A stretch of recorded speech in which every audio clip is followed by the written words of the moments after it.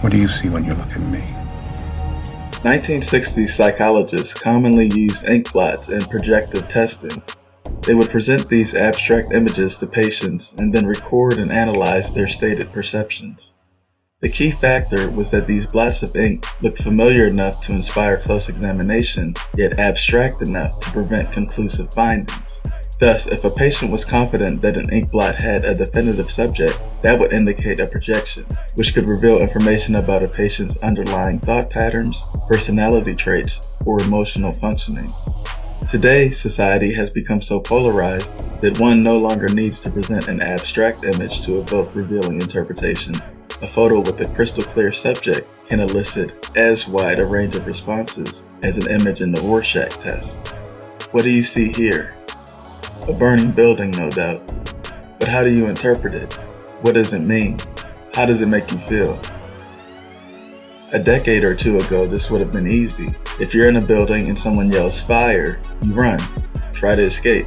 Panic might ensue because it's understood that fire potentially presents danger, destruction, death. A building on fire most likely signifies something negative, right? Not if you ask ally Chris Palmer. It seems that Palmer's father is a black Jamaican, so demographically he doesn't fit cleanly into the ally category, as he can also fit into the oppressed or marginalized category, but behaviorally he exemplifies the ally archetype. And the intention of this video is not to ridicule him, it's to explain why following behind his type is problematic. He seems like a decent person overall. He used to play ball, then found success as a sports writer, spent several years at ESPN, and it seems that he still has a genuine love for the game. His look has changed a lot over years. He claims his weight loss is due to stress and worrying. But anyways, Palmer posted his arson advocating burn it all down tweet with no knowledge or context, beyond the fact that the photo was published amidst the George Floyd riots. 48 hours later, he took to Twitter to lament that these anarchists had the audacity to cross over to his side of town. They just attacked our sister community down the street. It's a gated community and they tried to climb the gates. They had to beat them back. They destroyed a Starbucks and are now in front of my building. Get these animals the F out of my neighborhood. Go back to where you live. A while later, Chris updated. Well, they're gone. Security called the cops and they swarmed. Some scattered, others were arrested. You hate to see it. Tense moments. There's graffiti everywhere. We live in a beautiful, safe community and have pride. These people had no pride and weren't protesters. A few points of note. He has several tweets on his timeline blaming police for violence. One read, remove cops from the protests and violence would decrease 99%. Yet when he was crying about the animals tearing up his local Starbucks, who came to the rescue? Oh yeah, those guys that he wants to defund. He said there's graffiti everywhere.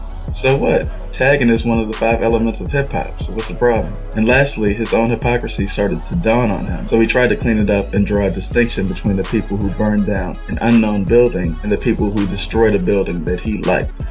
My guess is if you asked the people who killed his favorite Starbucks if they were protesters, they would say yes. Which leads to one of my recurring themes. No one is the villain in their own movie, meaning that people will usually find a way to justify their own actions. So we can't objectively judge why people do, we can only judge what they do. Or like Rachel told Bruce, it's not who you are underneath, it's what you do that defines you. But Palmer wasn't done. He went on to say, tear up your own S. Don't come to where we live and tear our neighborhood up. We care about our community. If you don't care about yours, I don't give a S. Now you might be wondering, okay, is this for real? It's starting to sound like a parody at this point. This is real. These are published quotes from a published author. You might be thinking, well, he's an exception. Most allies care. I'd say most allies care the way you care about your neighbor's toddler. You don't want to see them get hurt. You think their tantrums are cute because they're not a threat.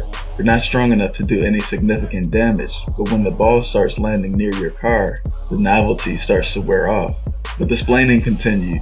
Make no mistake about it, those who were looting were not protesters. They were criminals who just blended in, hell-bent on stealing and property destruction. When the legit protesters left midday, everything went off the rails. Okay, so back to the image of that burning building. We still never learned the story surrounding it.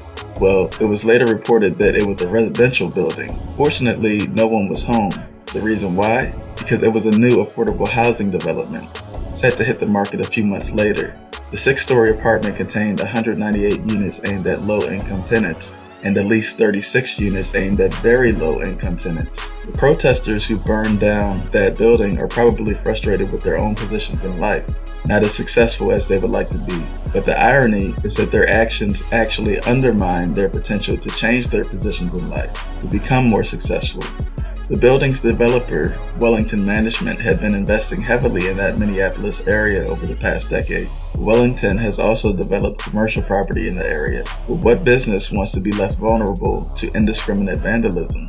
Also, developing in areas that many other companies deem undesirable creates valuable job opportunities. This apartment building wasn't quite complete, which means that all of its construction workers lost the hours it would have taken to finish this job. And this kind of housing provides the opportunity for low-income residents to save money and gradually improve their financial standing. But thanks to the riots, prospective tenants lost out on a potential new home. This demonstrates the concept that attitude determines altitude, which is also suggested in Proverbs 23:7, where as he thinks in his heart, so is he. These people are railing against the system out of frustration with their position in the system. That's because they bought into identity politics. If you believe that you're in a marginalized state due to your identity, then you'll be cynical about your ability to elevate above that margin. Whereas if you believe that with the right mindset and work ethic, you can improve your position, then you'll be more optimistic. You'll see those above you as competition rather than just opposition. You'll see them as models for success rather than just privileged oppressors. Once Palmer learned what exactly he was affirming, he responded saying, "A couple of nights ago, I retweeted a picture of a burning building in Minnesota. I did not know it was low-income housing for many. That was my mistake. I do not endorse property destruction of any kind. Real protesters don't loot. Peaceful protest is the only way. Be safe. God bless."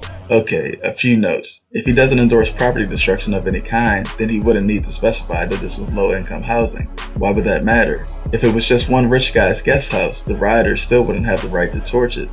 And Palmer even pointed out that that was his mistake. If he doesn't endorse vandalism, it would have been a mistake regardless. He went on to tweet, "Got hit with rubber bullets, tear gas, and rocks. Yet both the left and the right are mad at me. You just can't win anymore." Obviously, I didn't choose the right words. It was a crazy weekend, lots of stress and panic. I don't endorse property destruction in any form. I'm not perfect, but I will work at it. Be well, take care. Okay, so he was clowned on social media for his hypocrisy. But even in the face of ridicule, ally's gonna ally. So Mr. Palmer found himself at another demonstration where he decided to document a barefoot young lady standing up for social justice. By what means? Well, by more vandalism, of course.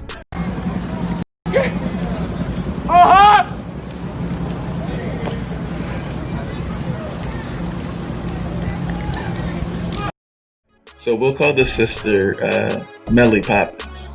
So she's expressing her black pride, blonde hair for Hippocrates notwithstanding, but she just defaced federal government property, an offense that can yield a heavy fine or imprisonment. So she'll probably try to get away, right? She wouldn't stop and consent to a video interview with our ally, would she? Let's see. I'm getting a lot of enjoyment out of it because peaceful protesting really ain't getting us anywhere. It has never worked. It's sometimes you gotta switch from Martin Luther King to Malcolm X.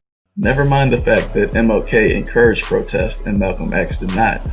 And that's just what we on right now. So how would you describe this day in like 1 or 2 words? Amazing. Amazing. People came together. Yeah. We are in unity. Yeah. We are all for the right cause. This has been an amazing day. Now, when Melly Poppins' friend says people came together, we are in unity, she's talking about black people, right? Because Melly wrote Black Lives Matter on the postal truck. And when Melly's friend said, we are all for the right cause, that cause is protesting the unjust killings of George Floyd and other black people, right? I'm loving the diversity of people here. Yes. So it's like, we won't get change until we get solidarity from other races, and the fact that there are so many races here that are standing up for black people, I love it. It's bringing me so much happiness. Never mind the fact that MLK protested racial segregation while Malcolm X encouraged racial separation. Just hit that truck with a tag. I did. What is this, Vlad TV? Anyways, she did it to protest the killing of unarmed black people, right? Because, you know, Oh shit. All right, thank you. So again, the point of this video wasn't to ridicule Palmer or Poppins. It was to show the danger in following or trusting people who purport to be allies while leading you down a path of destruction. With all things considered, remember to gather facts, gain knowledge, get truth.